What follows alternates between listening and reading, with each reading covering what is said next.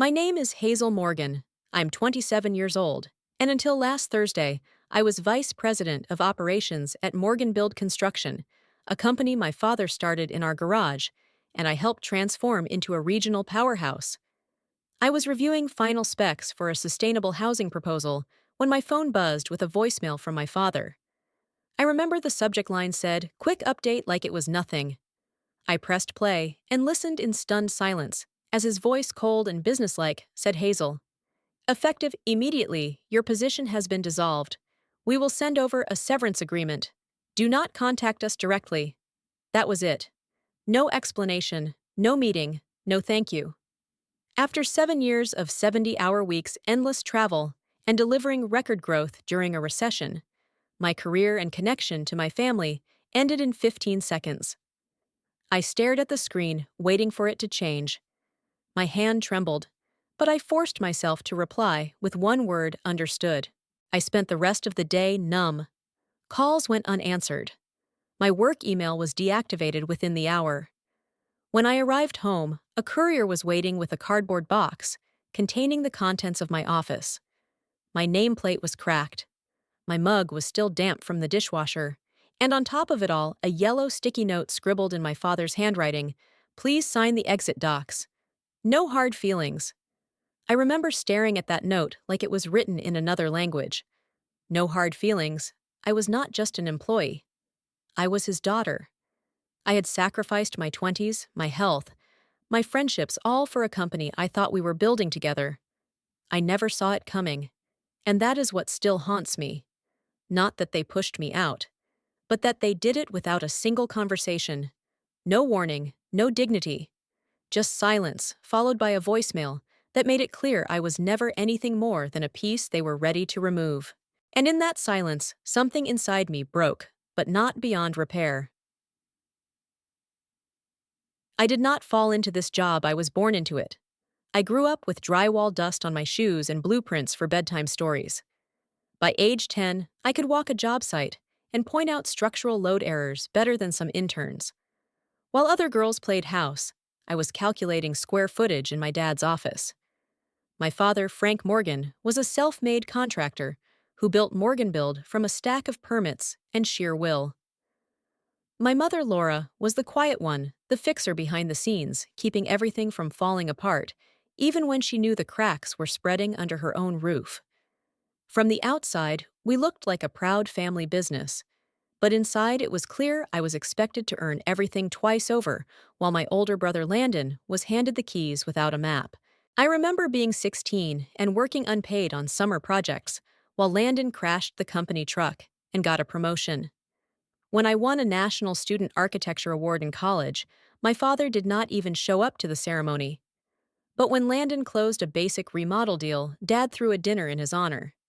I used to think if I worked hard enough one day, I would be respected equally. So I said yes to everything: long hours, weekend site visits, even cutting my salary to protect payroll during COVID. I believed I was investing in legacy. I did not know I was feeding a machine that would eventually spit me out the second I became inconvenient. And the worst part, I never once asked for praise. I just wanted fairness, acknowledgement, the chance to be seen as more than just the worker bee. If you have ever been made to feel like your value only matters when you are useful to someone else, comment the word yes below and hit subscribe, because this story is just getting started, and I promise you are not alone. What hurts the most is not that they replaced me, it is that I gave everything to a family that never intended to treat me like one of them. I gave them my time, my loyalty, my silence, but now they will hear my voice. The unraveling did not start with an explosion, it started with a whisper. A change in how people looked at me during meetings. A sudden drop from email threads I had started. At first, I blamed burnout. Maybe I was too intense, too serious. Maybe I needed to be more like Landon, who breezed through with half the knowledge and twice the charm. But then I noticed the patterns.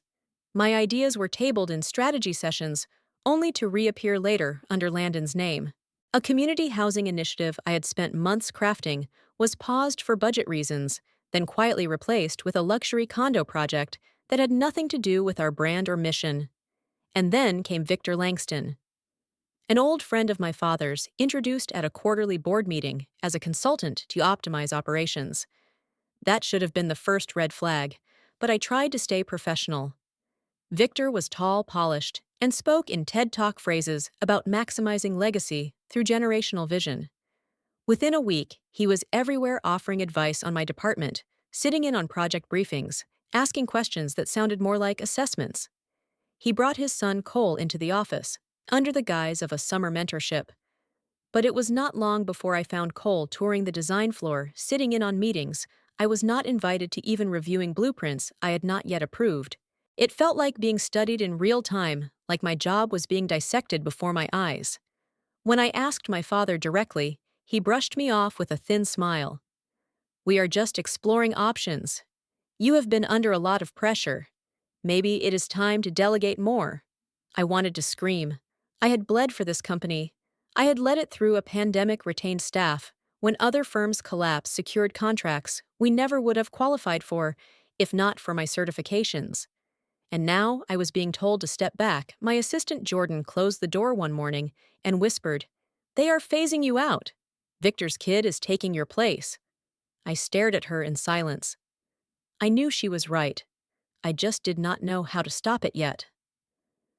The voicemail was not a shock anymore. Not really. By the time it came, I had already felt the silent goodbye. In every ignored email, every unreturned call, every closed-door meeting I was not invited to. But hearing my father's voice say the words still sliced through me like glass. "Hazel, effective immediately, your position is dissolved. You will receive your severance package by end of day. All company matters will now be handled by Cole Langston. Thank you for your service." Service. Like I had just completed a temp assignment.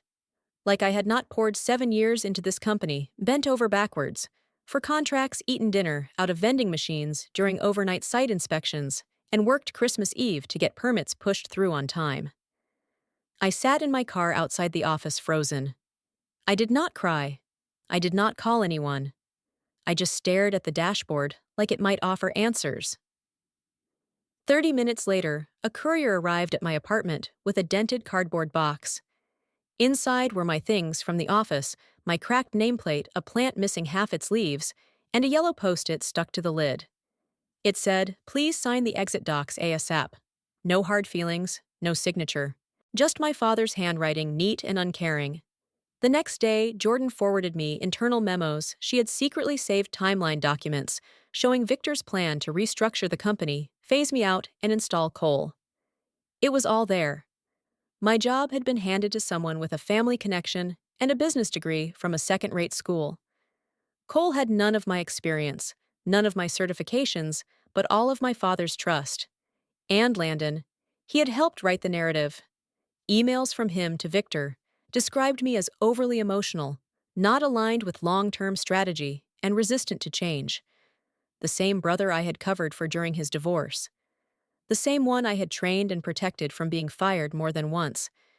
They had not just removed me, they had rewritten me, like I never mattered, like I was never part of it to begin with. And as the weight of it all landed on me, I realized something unbearable. I had been erased. I did not get out of bed for 3 days. I canceled everything: phone calls, calendar, invites, even my mail. I could not bear to hear another "I'm so sorry" from people who had silently watched it happen. My world had shrunk into a one-bedroom apartment, filled with unopened severance paperwork and a haunting silence I could not escape. For years I had been someone.